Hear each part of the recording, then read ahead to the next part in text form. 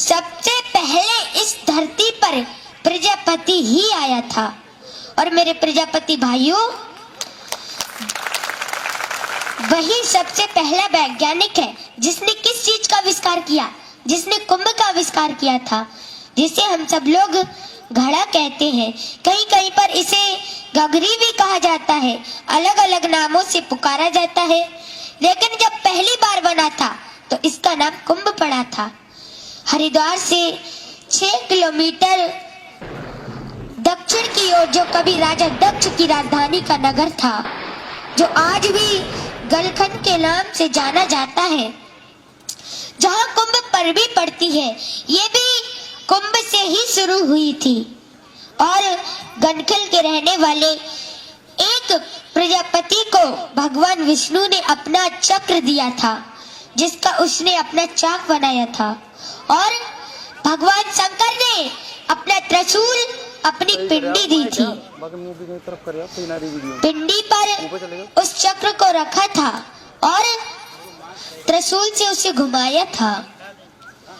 और मेरे प्रजापति भाइयों, भगवान ब्रह्मा ने अपनी जनेऊ और अपना जल का भरा कमंडल दिया। कमंडल में जो जल था उससे मिट्टी को गीला किया और उस जनेऊ से कुंभ को काटा था। भगवान विष्णु ने उस प्रजापति से कहा, जाओ तुम अपना काम शुरू करो। तो उसने पहले ही बार में इतना सुंदर कुंभ बनाया, इतना सुंदर घड़ा बनाया कि भगवान उसे देख कर के खुश हो गए। भगवान बोले, तुमने इसे कैसे बनाया? तो उस प्रजापति ने क्या कहा? उसने कहा, प्रभु, जैसे आपने मुझे 5 तत्वों से मिलाकर बनाया है, वैसे ही मैंने इस कुंभ को 5 तत्वों से मिलाकर बनाया है। कैसे? जल, वायु, अग्नि, आकाश और धरती। मैंने धरती से मिट्टी ली और जल से उसे गीला किया और आकाश वायु से इसे सुखाया था और अग्नि से इसे पकाया था। भगवान इतने खुश हुए कि उन्होंने एक सुंदर सा हार अपने हाथ में लिया और उसको बाहर के डाल दिया। तो उसी समय उसका नाम भगवान ने कुंभ हार रखा। कुंभ का नाम पहले और हार का बाद में, दोनों शब्दों को जोड़ दिया तो हो गया कुंभ हार। और उसी वक्त भगवान ने उसे ये वरदान दिया कि चाहे कोई भी पूजा हो, हर काम में तुम्हारी कुंभ की हर किसी को आवश्यकता पड़ेगी। तुम्हारी पूजा के बगैर कोई पूजा संपूर्ण नहीं होगी। तुम्हारी इस कुंभ का जल पी करके लोग अपनी सांसें लेंगे और तुम्हारे कुंभ के बगैर कोई भी पूजा संपूर्ण नहीं होगी। अब चाहे वो मृत्यु हो या जन्म हो, शादी हो या सजा हो। और मेरे प्रजापति भाइयों, ये सच बात है, तुम जिस विवाह में नहीं जाओगे तो इसका विवाह, तुम्हारे कलश, तुम्हारी पूजा के बिना कभी पूर्ण नहीं होगा। इसीलिए आप जरा सोचो, आप कौन हो? फिर भी आप भिखारियों की तरह जी रहे हो। अरे आपको नहीं मालूम है आप कौन हो? आप राजाओं के राजा हो और शेरों के शेर हो, इस संसार की जड़ें हो। जो एक बार हिल जाए तो पूरा ब्रह्मांड हिल जाएगा। और ये ब्रह्मांड कौन है? ये ब्रह्मांड आदि प्रजापति ब्रह्मा है।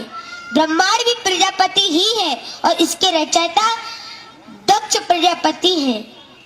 ये भी प्रजापति है, यानी कि ब्रह्मांड भी प्रजापति है और उसका रचयिता भी प्रजापति ही है।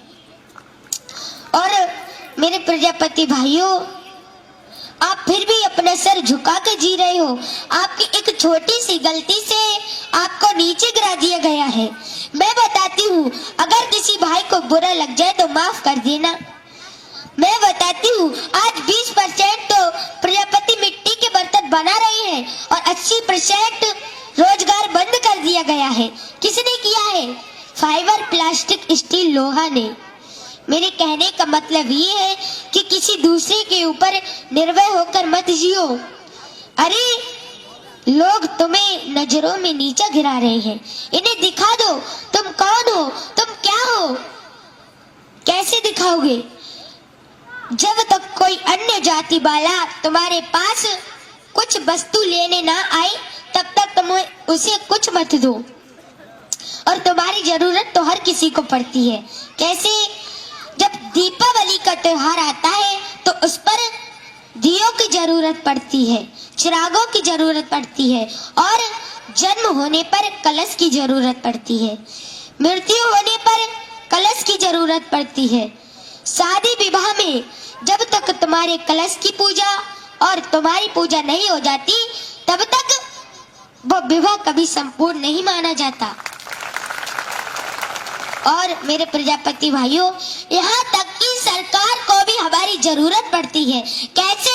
जो जेल में कैदी होते हैं, जो जल पीते हैं ना, वो इसी कुंभ में पीते हैं, इसी कलश में पीते हैं, इसीलिए उनको भी हमारी जरूरत पड़ती है।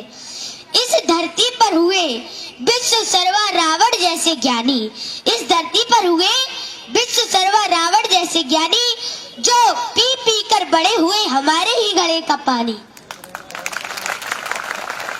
इसलिए सिर उठाकर जियो,